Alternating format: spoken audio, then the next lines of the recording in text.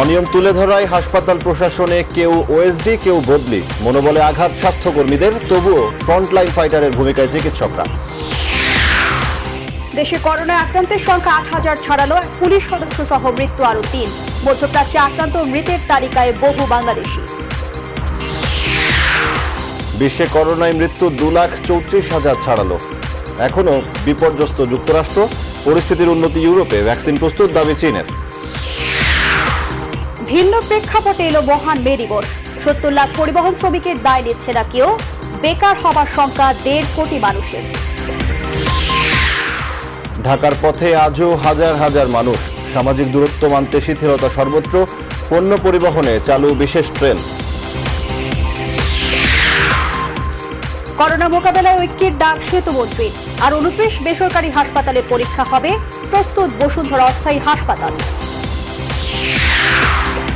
এবং করোনার আতঙ্কের মধ্যেই ফুটবলে ফিরছে জার্মানি, ইতালি ও স্পেন। সর্বশেষ টিম র্যাঙ্কিং প্রকাশ আইসিসির।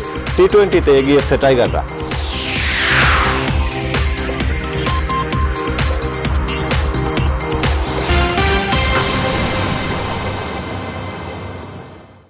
রেইনবো অলরাউন্ডার এক্সটেরিয়র পেইন্ট, বাংলাদেশের আবহাওয়া উপযোগী একমাত্র পেইন্ট।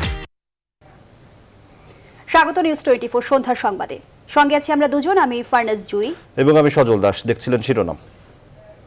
ফরেটি কোটিংকৃত মরিচারোধী ও বিদ্যুৎ সাশ্রয়ী Marquis pump. Marquis energy saving pump. এবারে বিস্তারিত। মহামারীর মধ্যে চিকিৎসকদের ওএসডি এবং বদলি করা সহ বিভিন্ন ব্যবস্থা নেওয়ার ঘটনা ব্যাপক আলোচনা সৃষ্টি করেছে। সম্প্রতি N95 মাস্কের মান নিয়ে প্রশ্ন তোলায় মুগদা জেনারেল হাসপাতালের পরিচালককে ওএসডি এবং খুলনা মেডিকেল কলেজের পরিচালককে পাবনা মানসিক হাসপাতালে বদলি করা হয়েছে। চিকিৎসকদের স্বার্থ নিয়ে কাজ করা সংগঠনগুলো বলছে, এর ফলে ভবিষ্যতে চিকিৎসকদের মনোবল ভেঙে যেতে পারে। হাসান পারভেজের প্রতিবেদন। সম্প্রতি করোনা চিকিৎসার জন্য কেন্দ্রীয় ঔষধাগার থেকে দেয়া মাস্কের মান নিয়ে প্রশ্ন তুলেছিলেন ঢাকার মুগদা মেডিকেল কলেজ হাসপাতালের পরিচালক। তিনি এ বিষয়ে মতামত জানিয়ে স্বাস্থ্য অধিদপ্তরের মহাপরিচালক বরাবর চিঠিও দিয়েছিলেন। গত বুধবার তাকে ওএসডি করে আদেশ জারি করা হয়। এই প্রশ্নের উত্তর আমার কাছে নেওয়া লাগবে না, এই প্রশ্নের উত্তর আপনাদের কাছ থেকে আপনারাই দিতে পারবেন। আমার চাইতে ভালো। N95 মাস্ক ও পিপিইর মান নিয়ে প্রশ্ন তোলায় খুলনা মেডিকেল কলেজ হাসপাতালের পরিচালক ডাক্তার ATM মঞ্জুর মোর্শেদকে 2 বার বদলি করা হয়। মাস্ক এবং সুরক্ষা পোশাক নিয়ে প্রশ্ন তোলায় নোয়াখালী 250 শয্যা হাসপাতালের চিকিৎসক আবু তাহেরকে 18 এপ্রিল কারণ দর্শানোর নোটিশ দেয়া হয়।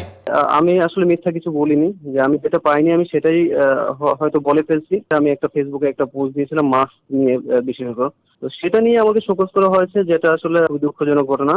এখনকার পরিস্থিতিতে এমন পদক্ষেপ সঠিক নয় বলে মনে করছেন চিকিৎসকদের সংগঠন। এতে চিকিৎসকরা ভবিষ্যতে সেবা দেওয়ার ক্ষেত্রে মনোবল হারিয়ে যাওয়ার আশঙ্কা করা হচ্ছে।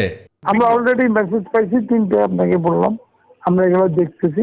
আমরা রোববারে কিংবা সোমবারে মন্ত্রী মহোদয়ের সাথে দেখা হবে, মন্ত্রণালয়ে যাব। এগুলো তদারক। স্বাস্থ্য মন্ত্রণালয়ে দীর্ঘদিন ধরে একটি দুর্নীতি এবং লুটপাটের সিন্ডিকেট ক্রিয়াশীল। সেই সিন্ডিকেট এবারও করোনাকে সামনে রেখে মাস্ক এবং অন্যান্য বাণিজ্যে তৎপর হয়েছে। তখন তাদের অপকর্ম ঢাকা দেওয়ার জন্য এবং দেশবাসীর দৃষ্টি অন্যত্র ঘুরিয়ে দেওয়ার জন্য তারা এই বদলি, হয়রানি, নির্যাতন সকল এই কাজগুলো করছে। তবে স্বাস্থ্য মন্ত্রণালয় বলছে এসব প্রশাসনিক বদলি বা ওএসডি স্বাভাবিক প্রক্রিয়া। না, আসলে মানুষের যে পারসেপশন ওর সাথে এগুলো মিল না, এগুলো স্বাভাবিক প্রক্রিয়া। যদি এখন করোনা না থাকতো বা এরকম মন্তব্য না থাকতো, এগুলো খেয়ালও করে দেখতেন না। করোনা ভাইরাসে আক্রান্ত বা সন্দেহভাজন রোগীদের চিকিৎসার জন্য হাসপাতালগুলোতে যে মাস্ক সরবরাহ করা হয়েছিল সেগুলো মান নিয়ে প্রশ্ন তুলেছিল দেশের বিভিন্ন হাসপাতাল কর্তৃপক্ষ। এই নিয়ে স্বাস্থ্য মন্ত্রণালয় একটি তদন্ত কমিটি করলেও তা এখনো আলোর মুখ দেখেনি। হাসান পারভেজ, নিউজ 24, ঢাকা। মহামারী করোনা ভাইরাসের সময় নানা প্রতিবন্ধকতাকে জয় করে এগিয়ে চলেছেন চিকিৎসকরা। মানবতাবোধ, দায়িত্ববোধ তো বটেই, মহামারীর এই সময়ে দেশের মানুষের পাশে দাঁড়িয়ে সবার সামনে থেকে যুদ্ধ করছেন তারা। এছাড়াও যারা চিকিৎসা দেওয়ার জন্য শারীরিকভাবে উপযুক্ত নন, তারাও লড়ছেন স্ব জায়গা থেকে। নয়ন বড়ুয়া জয়কে সাথে নিয়ে রিশাদ হাসানের রিপোর্ট। উদ্যোগ নেয়ার মাত্র 21 দিনের মধ্যে চট্টগ্রামে তৈরি হয়েছে করোনা ফিল্ড হাসপাতাল। 10 জন চিকিৎসকের সাথে 100 জনের স্বেচ্ছাসেবক দল পালা করে নিরলসভাবে সেবা দিয়ে যাচ্ছেন অগ্রভাগে থেকে। হাসপাতালের উদ্যোক্তা বলছেন, দেশের করোনা মহামারী অবস্থা বিবেচনা করেই এই কাজ করছেন তারা। মানসিকতা, দৃষ্টিভঙ্গতা, মানবিকতা, সাহস, ভয়কে জয় করার স্পৃহা সবগুলো মিলেই আসলে এই ফিল্ড হসপিটালের জন্ম। রাজধানী ঢাকার মুগদা মেডিকেল কলেজ হাসপাতাল সরকারের নির্দেশনার মাত্র 2 দিনের মধ্যে নিজেদের কোভিড হাসপাতালে রূপান্তর করে। এখানকার কোভিড-19 কমিটির মুখপাত্র জানান, নানা প্রতিকূলতা থাকা সত্ত্বেও সবকিছুকে ছাপিয়ে দেশের প্রয়োজনে মানবতার সেবায় কাজ করছেন তারা। আমরা মানসিকভাবে আমরা সর্বোচ্চ জিনিসটা আমরা এখানে দেব। নর্মাল একটা কন্ডিশন আর এটা এক না, এটা একটা মহামারীর রূপ এবং আমাদের এখনই প্রমাণের সময় আসছে যে আমরা দেশের জন্য কিছু করতে চাই।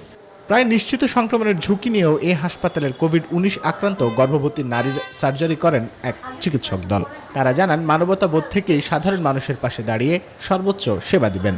সার্জারি করা সবচেয়ে ঝুঁকিপূর্ণ, মানে একটা কোভিড রোগীর সবচেয়ে কাছে আমি যাচ্ছি, কিন্তু তারপরে তো কাউকে না কাউকে যেতে হবে, কারণ এই পেশেন্টগুলো কোথায় সেবা পাবে। আসলে এটা একদমই আমাদের নিজস্ব দায়িত্ববোধ, আমাদের মানে পেশা এবং দেশের প্রতি আমাদের যে যতটুকু দায়িত্ব সেটা থেকেই আমরা এসেছি। এছাড়াও যে চিকিৎসকরা ফ্রন্টলাইনে থেকে সেবা দিতে পারছেন না, এই মহামারীতে তাদেরও অসামান্য ভূমিকা রয়েছে বলে জানান ডাক্তার মনিলাল আইচলিটু।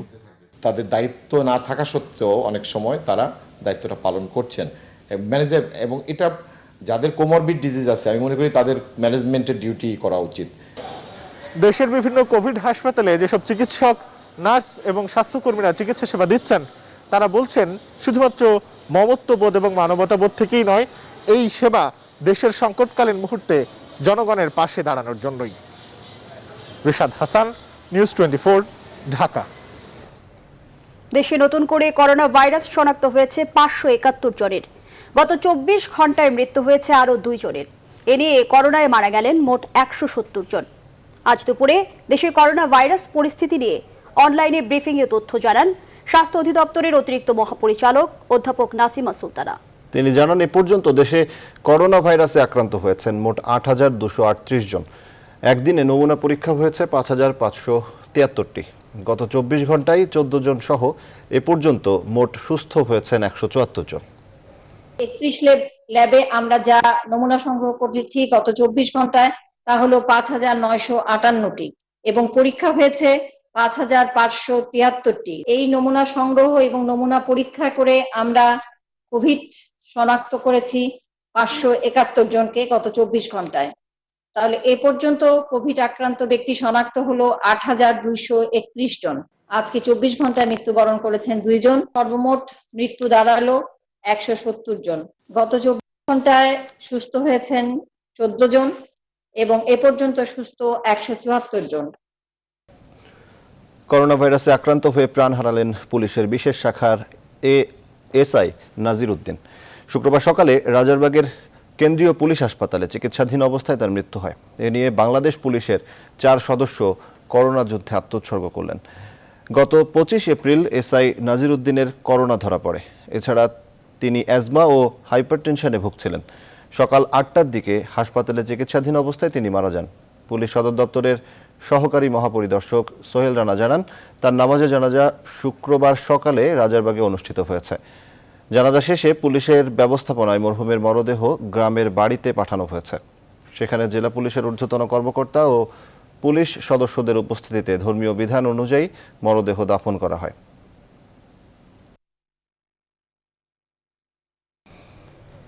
যুক্তরাষ্ট্রে মরণঘাতী করোনা ভাইরাসে মারা গেছেন আরও 2 প্রবাসী বাংলাদেশি। এ নিয়ে দেশটিতে বাংলাদেশিদের মৃতের সংখ্যা বেড়ে দাঁড়ালো 223 জনে।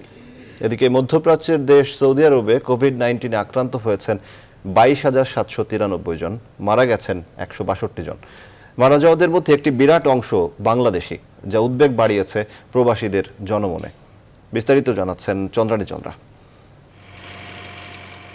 যুক্তরাষ্ট্রের বিএনপি নেত্রী রাশিদ আহমেদ মুন গত 30 এপ্রিল এবং ডাক্তার ফারুক আহমেদ 28 এপ্রিল করোনা আক্রান্ত হয়ে মারা যান। বিএনপি নেত্রী রাশিদ আহমেদ আপ স্টেট কমিউনিটির অত্যন্ত পরিচিত মুখ।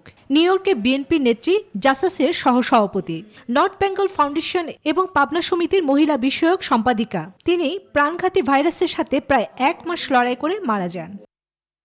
ডাক্তার ফারুক আহমেদ বেঁচে থাকা অবস্থায় মানুষের সেবায় নিয়োজিত ছিলেন। তিনি নিউ ইয়র্কের অরেঞ্জ কাউন্টির বাসিন্দা। মারা যাওয়া দুইজনেরই বয়স 50 এই নিয়ে 6 সপ্তাহ অর্থাৎ 45 দিনে যুক্তরাষ্ট্রে করোনায় 223 জন বাংলাদেশি প্রাণ হারালেন। মারা যাওয়ার মধ্যে 202 জন নিউ ইয়র্কের বাসিন্দা, বাকিরা Michigan, New Jersey, Maryland, Queens আর ভার্জিনিয়ার। এদিকে মধ্যপ্রাচ্যের দেশগুলোর মধ্যে ওমান, বাহরাইনে করোনা ভাইরাসের সংক্রমণ তেমন বেশি ছিল না। 21 এপ্রিল থেকে হঠাৎ করেই তা বেড়েছে। গত 10 দিনে সংক্রমিত হয়েছে প্রায় 1000। আর নতুন করে সংক্রমিত লোকজনের মধ্যে অভিবাসী শ্রমিকদের সংখ্যায় সবচেয়ে বেশি, তাদের মধ্যে বাংলাদেশি 210 জন। অন্যদিকে সৌদি আরবে করোনায় মৃত ও আক্রান্তের বাংলাদেশি সংখ্যা বাড়ছে। দূতাবাসের তথ্য অনুযায়ী 2000 বাংলাদেশি আক্রান্ত হয়েছেন, মারা গেছেন 55 জন।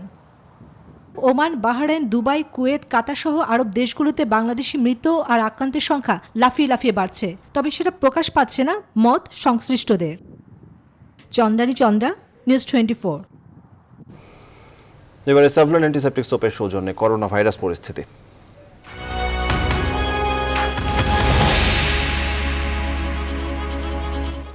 বিশ্বে করোনা ভাইরাসে মৃত্যু আর আক্রান্তের সংখ্যা কমলেও যুক্তরাষ্ট্রে ভাইরাসটি নিয়ন্ত্রণে আসছে না। দেশটিতে একদিনে মারা গেছে আরও 2200-র বেশি মানুষ। এদিকে ইটালি, স্পেন, ফ্রান্স, জার্মানি, বেলজিয়ামে পরিস্থিতির উন্নতি হলেও শঙ্কামুক্ত নয় ইউরোপ, বলছে বিশ্ব স্বাস্থ্য সংস্থা। এশিয়ার মধ্যে বেশ সংকটের সময় পার করছে ভারত। কোভিড-19-এ এখন পর্যন্ত বিশ্বে প্রাণহানি 2,34,000 ছাড়িয়েছে, আক্রান্ত 33 লাখের বেশি মানুষ। মাসুদ রানার ডেস্ক রিপোর্ট। পৃথিবী থেকে করোনার সংকটের মেঘ কবে কাটবে কারো জানা নেই, তবে দিন যত গড়াচ্ছে মৃত্যু আর আক্রান্তের তালিকাটা ততটাই দীর্ঘ হচ্ছে। বিশ্বের মধ্যে সবচেয়ে বেশি মৃত্যু আর আক্রান্তের পরও যুক্তরাষ্ট্রে পরিস্থিতির উন্নতি হয়নি। আবারও সেখানে একদিনে মারা গেছে 2200-র বেশি মানুষ। মহামারী আকারে ছড়িয়ে পড়া করোনা ভাইরাসের জন্য ট্রাম্প কয়েক সপ্তাহ ধরেই চীনকে দায়ী করে আসলেও যুক্তরাষ্ট্রের একটি গোয়েন্দা সংস্থা জানিয়েছে করোনা ভাইরাস মানুষের সৃষ্টি কিনা তা নিয়ে কোনো প্রমাণ পাওয়া যায়নি। এদিকে করোনা ভাইরাসের নতুন হটস্পট হয়ে ওঠা ব্রাজিলে 24 ঘন্টায় আরও প্রায় 400 মানুষ মারা গেছে। যুক্তরাজ্যে প্রাণহানি 600-র বেশি। রাশিয়াতে বাড়ছে করোনার প্রকোপ। এরই মাঝে দেশটির প্রধানমন্ত্রীর দেহে করোনা ভাইরাসের উপস্থিতি শনাক্ত হয়েছে। তিনি নিজে এক ভিডিও বার্তায় করোনা ভাইরাস পজিটিভ হওয়ার খবর জানান। মহামারী করোনার ভয়াবহতা ধীরে ধীরে কমছে ইতালিতে। স্বস্তির নিঃশ্বাস ফেলছে নগরবাসী। আক্রান্তদের সুস্থতার সংখ্যাটাও প্রতিদিন বাড়ছে। এখন পর্যন্ত ইতালিতে প্রায় 76,000 মানুষ সুস্থ হয়েছে। মৃত্যুপুরীতে পরিণত হওয়া স্পেনে কমছে করোনার প্রভাব। তবে বিশ্ব স্বাস্থ্য সংস্থা সতর্ক করে বলছে প্রকোপ কমলেও এখনও শঙ্কামুক্ত নয় ইউরোপ। জার্মানিতে আগের তুলনায় প্রকোপ খানিকটা কমলেও দেশটিতে বিধিনিষেধ ও কড়াকড়ির মেয়াদ আগামী 10 মে পর্যন্ত বাড়ানো হয়েছে। এশিয়ার মধ্যে বেশ সংকটের সময় পার করছে ভারত। দেশটিতে একদিনে মারা গেছে 73 জন আর আক্রান্ত হয়েছে প্রায় 2000 মানুষ। পাকিস্তানেও বাড়ছে মৃত্যু আর সংক্রমণের তালিকা। এমন পরিস্থিতিতেও দেশটি থেকে লকডাউন শিথিল করার কথা ভাবছে দেশটির সরকার। জরুরি অবস্থার মেয়াদ আরও 1 মাস বাড়ানোর প্রস্তুতি নিচ্ছে জাপান। করোনা ভাইরাসে বিশ্বে 33 লাখের বেশি আক্রান্ত হলেও প্রতিষেধকবিহীন এই ভাইরাসে 10 লাখের বেশি মানুষ সুস্থ হয়ে উঠেছে। এদিকে করোনা ভাইরাস সংক্রমণ রোধে বিশ্বজুড়ে 102টি সম্ভাব্য ভ্যাকসিন তৈরির কাজ চলছে বলে জানিয়েছে বিশ্ব স্বাস্থ্য সংস্থা। মাসুদ রানা, নিউজ 24। এবার করোনার ভ্যাকসিন তৈরিতে সুখবর দিল চীন।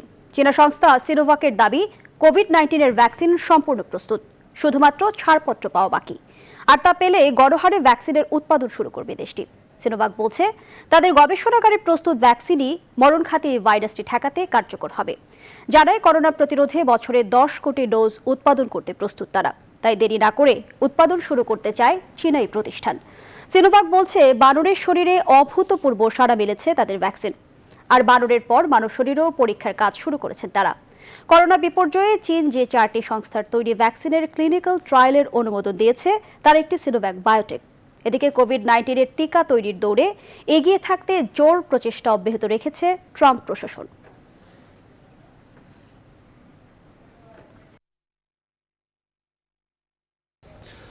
আজ মহান মে দিবস, শ্রমিকদের অধিকার আদায়ের দিন। কিন্তু এবার করোনার কারণে সেই শ্রমজীবীরাই সবচেয়ে বেশি বঞ্চিত, অবহেলিত। দেশে দেশে লকডাউনে কাজ হারা লাখ লাখ শ্রমিক। বাংলাদেশেও চাকরি হারাচ্ছে খেটে খাওয়া মানুষ। সব মিলিয়ে প্রায় 1.5 কোটি শ্রমজীবী চাকরি হারাবে বলে মত বিশেষজ্ঞদের। এই দুর্যোগে তাই সরকারকে পাশে থাকার তাগিদ তাদের। লাবণ রহমানের রিপোর্টে বিস্তারিত।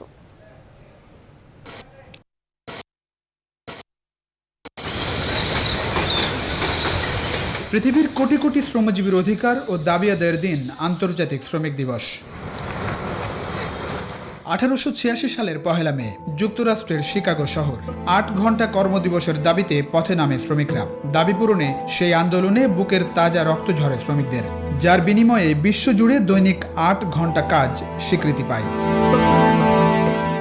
সেই থেকে প্রতি বছর 1 মে আন্তর্জাতিক শ্রমিক দিবস বা মে দিবস হিসেবে পালিত হয়ে আসছে। কিন্তু এবার এক কঠিন প্রেক্ষাপটে শ্রমিক দিবস। করোনার কারণে সারা পৃথিবী একরকম অচল।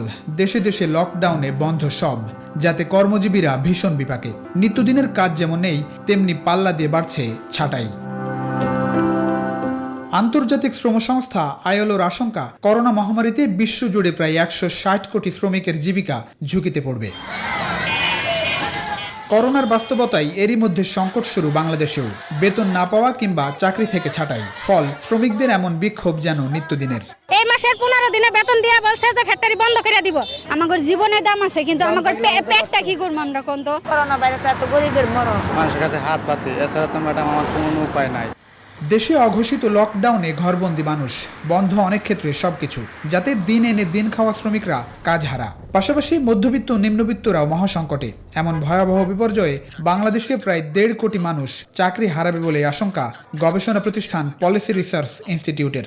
আমাদের হিসাবে ইতিমধ্যেই 12.5 মিলিয়ন থেকে 15 মিলিয়নের মতো ব্যক্তি চাকরি হারাতে যাচ্ছে। তাদের সাথে পরিবারের সংখ্যা ধরলে পরে প্রায় 5 কোটির বেশি লোক এটার সাথে জড়িত হয়ে যাচ্ছে। সবাই যেন সাহায্য সহযোগিতার হাত নিয়ে এগিয়ে আসে। সরকারকে অবশ্যই এনশিওর করতে হবে যেন সবার মুখে, সব পরিবারের কাছে কিছুটা হলেও তাদের ক্রয় ক্ষমতা থাকে, যাতে তারা কিছু কিনে খেতে পারে। এক ভাইরাসের সংক্রমণে এমন ভয়াবহ বিপর্যয় বিগত 100 বছরেও দেখেনি পৃথিবী। এমন দুর্দিনে আরও স্পষ্ট হচ্ছে শ্রমিকের ন্যায্য অধিকার। লাবণ রহমান, নিউজ 24, ঢাকা। সন্ধ্যা সংবাদের এ পর্যায়ে বিরতি নিচ্ছে, সাথেই থাকুন।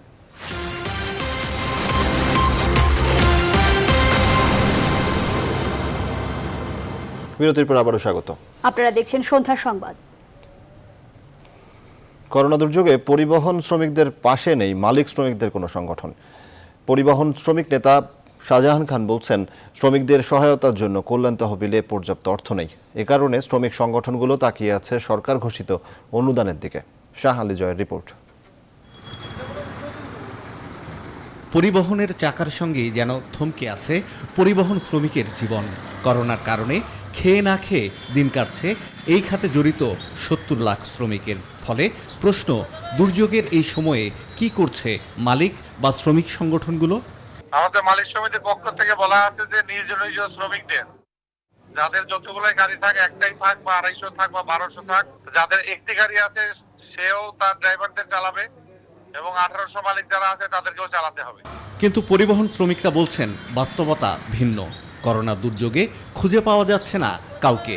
ক্ষুধার যন্ত্রণা আমার শ্রমিক ছটফট করছে। তারা ফোনই বন্ধ করে রাখছে আপাতত। এইগুলোর ফোন দিলেও তারা ফোনে পাওয়া যাচ্ছে না। শ্রমিক নেতা শাহজাহান খান বলছেন, শ্রমিকদের জন্য কোনো কল্যাণ তহবিলই নেই পরিবহন শ্রমিক ফেডারেশনের, আর শ্রমিক ইউনিয়নগুলোর কল্যাণ তহবিলেও নেই পর্যাপ্ত অর্থ।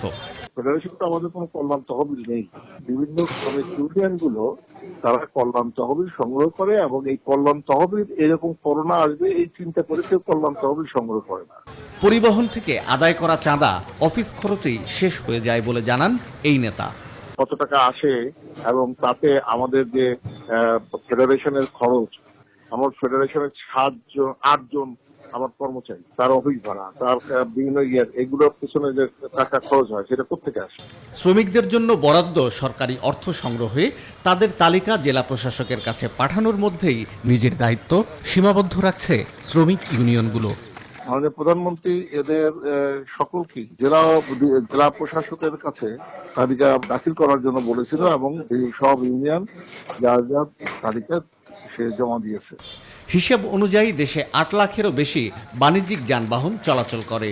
প্রত্যেকটি গাড়ি থেকে প্রতিদিন 70 টাকা চাঁদা সংগ্রহ করে মালিক সমিতি, যার থেকে 30 টাকা দেয়া হয় শ্রমিক সংগঠনগুলোকে।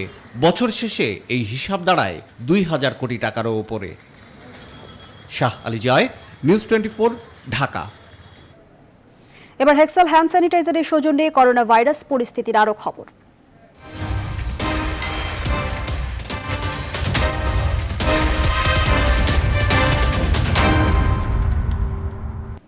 বিশ্বে চলমান করোনা পরিস্থিতি আরও 1.5 থেকে 2 বছর থাকতে পারে বলে আশঙ্কা করছেন স্বাস্থ্য বিশেষজ্ঞরা।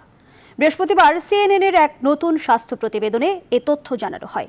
বলা হয়, এ সময়ে বিশ্বের 60 থেকে 70% মানুষ করোনায় আক্রান্ত হতে পারে। ওই স্বাস্থ্য প্রতিবেদনে বিশেষজ্ঞরা যুক্তরাষ্ট্রকে ভয়াবহ পরিস্থিতি মোকাবেলায় সতর্ক থাকতে বলেছেন। বলা হয়, আসছে দেশটির করোনা পরিস্থিতি আরও মারাত্মক হতে পারে। আর সম্ভাব্য এই পরিস্থিতি এড়িয়ে যাওয়া প্রায় অসম্ভব বলেও মনে করছেন centre for infection research and পলিসির পরিচালক মাইকেল অস্টারহলম। তিনি 20 বছর ধরে নানা মহামারীর ঝুঁকি সম্পর্কে লিখছেন এবং বিভিন্ন দেশের সরকার প্রধানদের আগাম সতর্ক বার্তা দিয়ে আসছেন।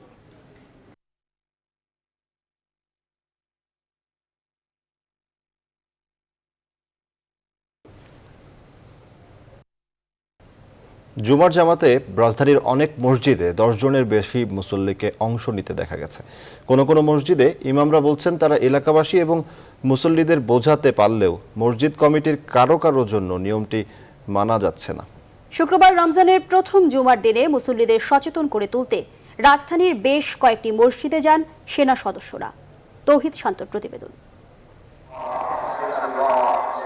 রাজধানীবাসীর কে কবে ভেবেছিল বাইতুল মোকাররম মসজিদের এই সিঁড়িটি জুমার নামাজে এমন শুনশান শূন্য পড়ে থাকবে, সেটিও আবার রমজানের প্রথম জুমায়। আলেম ওলামাদের পরামর্শ মেনে জারি করা সরকারি নিয়মেই জুমার জামাতে এখানে অংশ নেন 10 মুসল্লি। এরপরও বাইরে ফুটপাতে দূরে দূরে দাঁড়িয়েও নামাজ আদায় করেছেন কেউ কেউ। হ্যাঁ, আল্লাহর কাছে দোয়া করা হয়েছে, মোনাজাত ধরছি যে আল্লাহ যেন করোনা ভাইরাস নামক ভাইরাসটি একবারে শেষ করে দেয়। আল্লাহ এই মহামারী বিপদ থেকে আমাদের সকলকে রক্ষা করে। রাজধানীর বেশ কয়েকটি মসজিদে সরকারি নিয়মের প্রতিফলন নেই জুমার নামাজে। অধিকাংশ ক্ষেত্রে মুসল্লিরাও নিয়ম মানছেন না। সেনাবাহিনীর গাড়ি আর সেনা সদস্যদের দেখলে কেউ লুকিয়ে পড়ছেন, কেউ দিচ্ছেন খোঁড়া যুক্তি। মসজিদের ইমামদের কারো অভিযোগ, মসজিদ কমিটির কতিপয় সদস্যর অতি আবেগের জন্যই সরকারি আদেশ অমান্য করছেন এলাকার কোনো মুসল্লি। সরকার আলেম ওলামাদের নিয়ে পরামর্শ সাপেক্ষে মূলত এই সিদ্ধান্ত নিয়েছে। এই সিদ্ধান্ত ওভারটেক করে হুজুগে বাঙালি হইয়া আমরা আবেগ নিয়ে কোনো কাজ করব না। আমি এই ব্যাপারে মুসল্লিদেরকে বুঝায় বলছি এবং প্রত্যেক জুমাতেও বলছি, কিন্তু মুসল্লিদের আমি কাগজও টানাই দিছি। কমিটির লোক আছে, এরা বলতেছে যে না, এখানে যেহেতু মহল্লা নাই এই জন্য আসতে দেওয়া হোক। শুক্রবার রমজানের প্রথম জুমার দিনে সেনা সদস্যরা হাজারীবাগ সহ রাজধানীর বেশ কয়েকটি এলাকার মসজিদে যান। কোভিড-19 ভাইরাস সংক্রমণ রোধে সরকারি নিয়ম মেনে চলতে মুসল্লিদের আহ্বান জানান। প্রাণঘাতী এই ভাইরাস ঠেকাতে সৌদি আরবের মক্কা ও মদিনার 2 প্রধান মসজিদেও স্বাভাবিক ইবাদত বন্ধ রাখা হয়েছে। তৌহিদ শান্ত, নিউজ 24, ঢাকা। ঢাকার বাইরে থাকা গার্মেন্টস শ্রমিকদের রাজধানীতে না ফেরার আহ্বান জানানোর পরও কমছে না ঢাকামুখী মানুষের ঢল। আজও রাজবাড়ী ও মুন্সিগঞ্জে হাজারো মানুষ নদী পাড়ি দিয়েছেন ফেরিতে। রাজবাড়ীর দৌলতদিয়ায় শত শত মানুষ বেশ কয়েকটি ফেরিতে চড়েন। এসব ফেরিতে পণ্যবাহী ট্রাকের সঙ্গে পার হয়েছে প্রাইভেট কার ও মাইক্রোবাসও।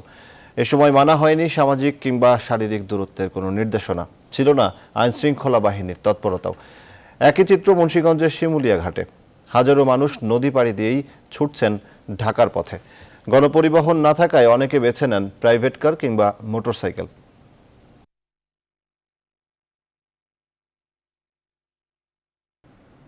করোনা ভাইরাস সংক্রমণ পরিস্থিতিতে কৃষি পণ্য পরিবহনের জন্য বিশেষ ট্রেন চলাচল শুরু হয়েছে। সকাল 10টায় চট্টগ্রাম স্টেশন থেকে ঢাকার উদ্দেশ্যে প্রথম ট্রেনটি ছেড়ে যায়। এই ট্রেন চট্টগ্রামের সীতাকুণ্ড, ফেনী, কুমিল্লা সহ বিভিন্ন স্টেশন থেকে কৃষি পণ্য লোড করবে। ট্রেনটিতে শাকসবজি ও পচনশীল কাঁচামাল পরিবহন করা যাবে। এদিকে ঢাকা থেকে যাওয়া একটি পার্সেল ট্রেন জামালপুরে রয়েছে। ট্রেনটি দেওয়ানগঞ্জ ঢাকা রুটে পণ্য পরিবহন করবে। এছাড়া একইভাবে বিশেষ একটি ট্রেন চলবে ঢাকা খুলনা রুটেও। এসব ট্রেন শুক্র, রবি ও মঙ্গলবার চলাচল করবে বলে জানিয়েছে রেলওয়ে কর্তৃপক্ষ।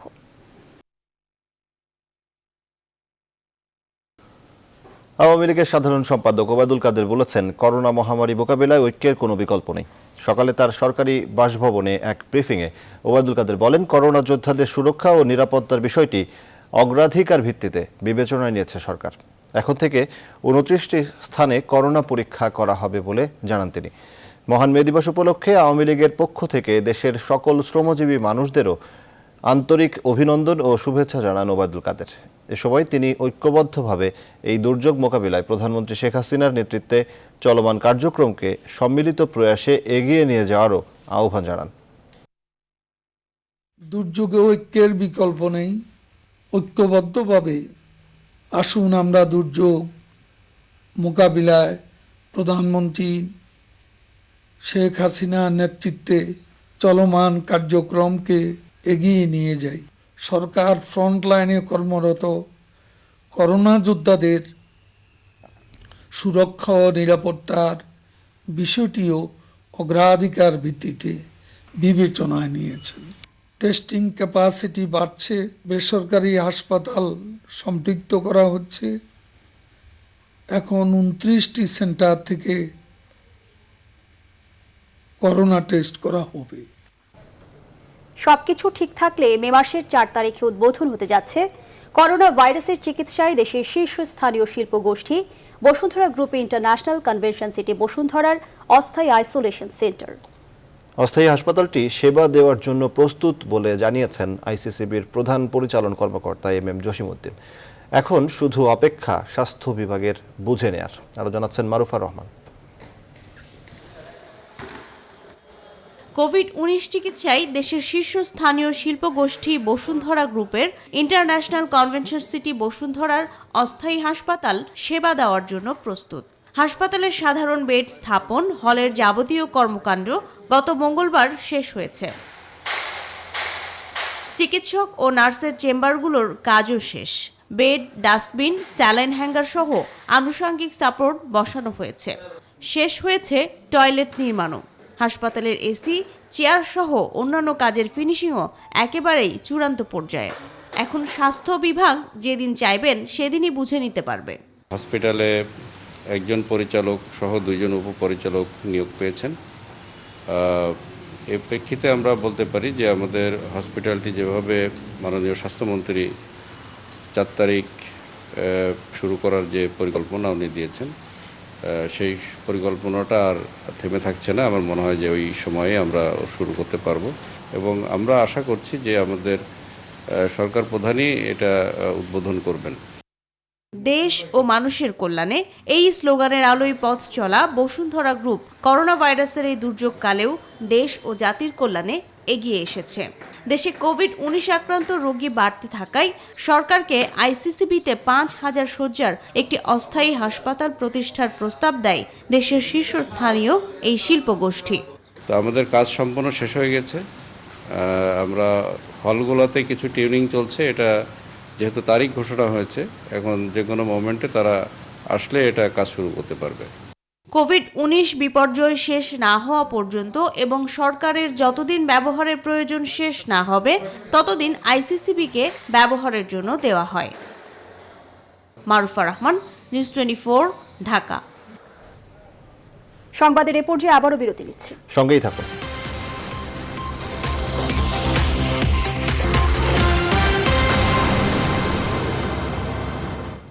বিরতির পর আবারও স্বাগত। আপনারা দেখছেন সন্ধ্যার সংবাদ। টেকনাফের পতঙ্গ আসলে পঙ্গপাল নয়, এগুলো বিশেষ ধরনের ফড়িং, এমনটি জানিয়েছেন কৃষিমন্ত্রী।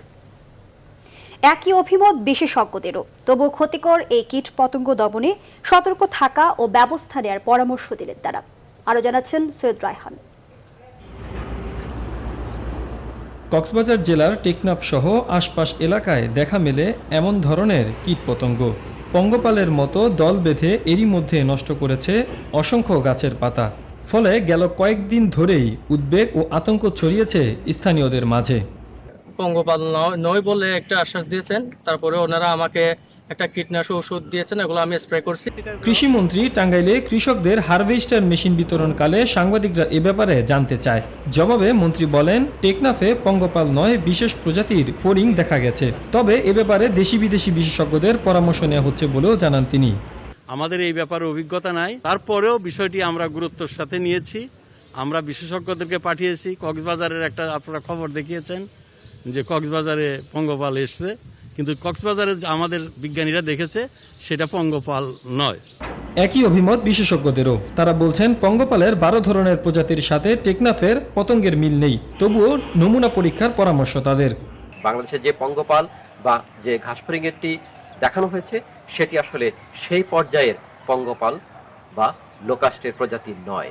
তারপরেও সেটির নমুনা সংগ্রহ করে নিয়ে এসে ল্যাবরেটরিতে পরীক্ষা করে আইডেন্টিফিকেশন করে নিশ্চিত হওয়া প্রয়োজন। একই সাথে প্রাথমিক পর্যায়ে এই কীট দমনে কার্যকরী পদক্ষেপ নেওয়া প্রয়োজন বলেও মনে করেন বিশেষজ্ঞরা। সৈয়দ রায়হান, নিউজ 24, ঢাকা। সংবাদে আবারও বিরতি নিচ্ছে, সাথেই থাকুন।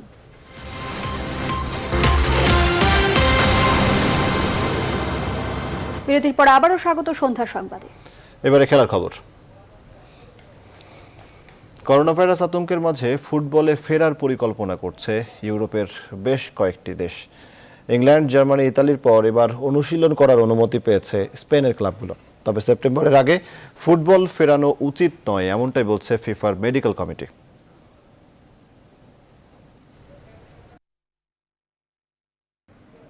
করোনা মহামারীর মাঝে আইসিসি প্রকাশ করেছে তাদের সর্বশেষ টিম র্যাঙ্কিং। টেস্টে 5 রেটিং খুইয়ে 9 নম্বরে রয়েছে বাংলাদেশ। ওয়ানডেতে 1 রেটিং পয়েন্ট বেড়ে 88 রেটিং নিয়ে রয়েছে 7 নম্বরে। তবে টি-20তে 229 রেটিং নিয়ে 1 ধাপ এগিয়ে 8 নম্বর উঠেছে টাইগাররা। ভারত ও পাকিস্তানকে পেছনে ফেলে টেস্ট ও টি-20 র্যাঙ্কিংয়ে 1 নম্বর দল হয়েছে অস্ট্রেলিয়া।